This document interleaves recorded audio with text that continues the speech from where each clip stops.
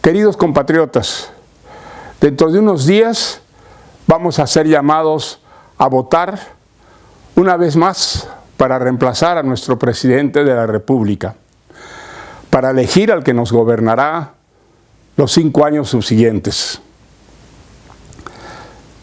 Keiko Fujimori, que quedó segunda en la primera vuelta de las elecciones, a 6 puntos del ganador, en estos días, recorriendo el norte del Perú y parte de la Amazonía, ha conseguido, según algunas encuestas, alcanzar al ganador. Creo que estas son las elecciones probablemente más importantes de la historia del Perú.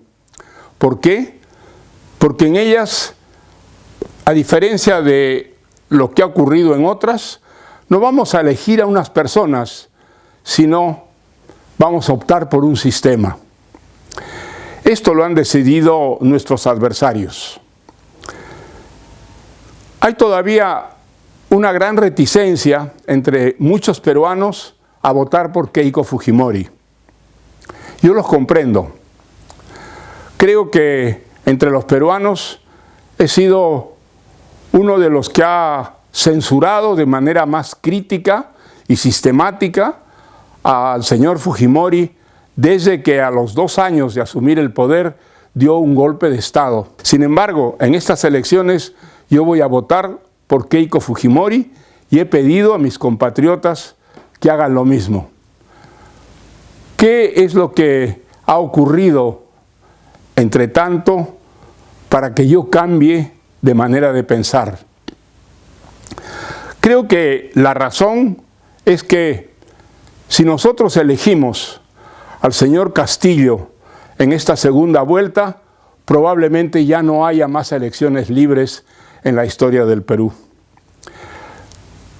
Tanto el propio Castillo como el señor Cerrón, que dirige el partido que lo ha presentado como candidato a las elecciones, y varios de los elegidos en el Parlamento en esta lista han proclamado que ellos son más que ciudadanos verdaderamente revolucionarios y que ese poder que alcanzaron mediante los votos ya no lo dejarán.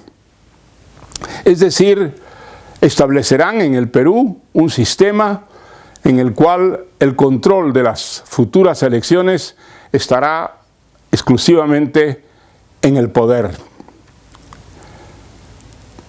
Esto, en otras palabras, quiere decir el establecimiento de un sistema socialista o comunista que veniría a añadirse a los sistemas establecidos en Venezuela, en Cuba y en Nicaragua.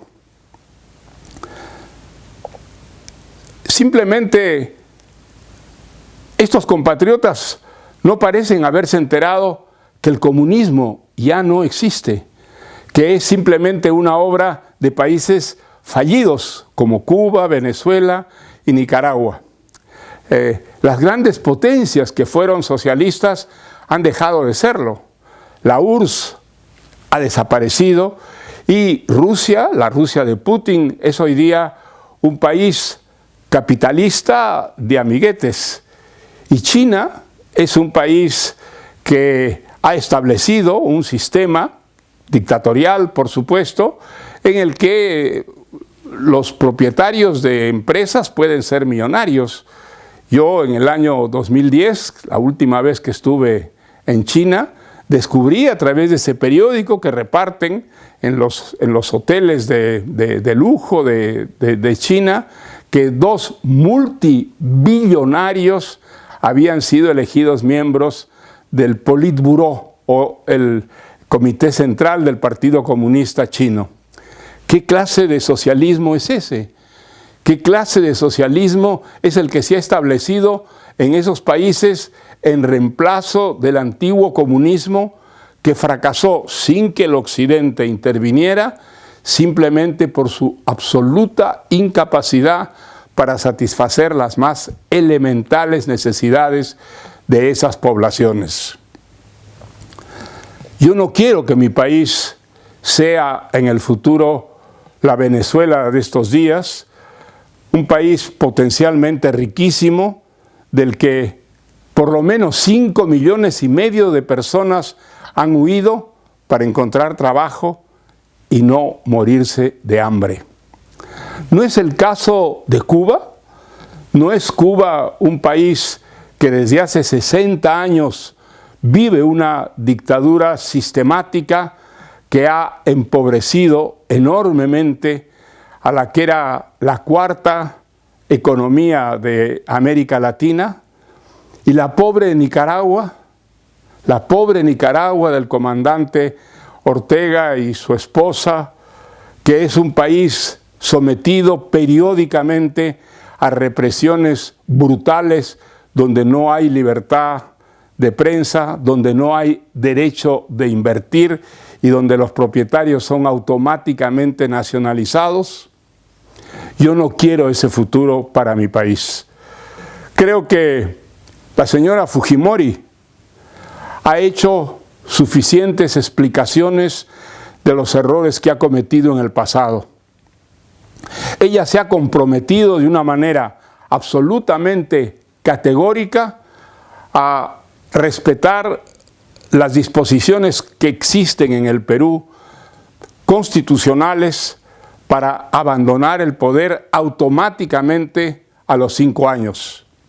Se ha prometido en estos años respetar sistemáticamente el derecho de crítica en la prensa. Se ha comprometido a respetar el Poder Judicial y a no efectuar despidos ni renovaciones de esta institución fundamental para la democracia en los 5 años que estaría en el gobierno. Y se ha comprometido igualmente a no indultar en ningún caso a Montesinos, quien cometió los peores asesinatos y los robos que caracterizaron este periodo. Yo creo a Keiko Fujimori, creo que nosotros debemos estar vigilantes, por supuesto, y no permitir de ninguna manera que nuestra democracia se vea en el futuro amenazada. Creo que Keiko Fujimori representa en estas elecciones la libertad y el progreso. Y creo que el señor Castillo representa la dictadura y el atraso.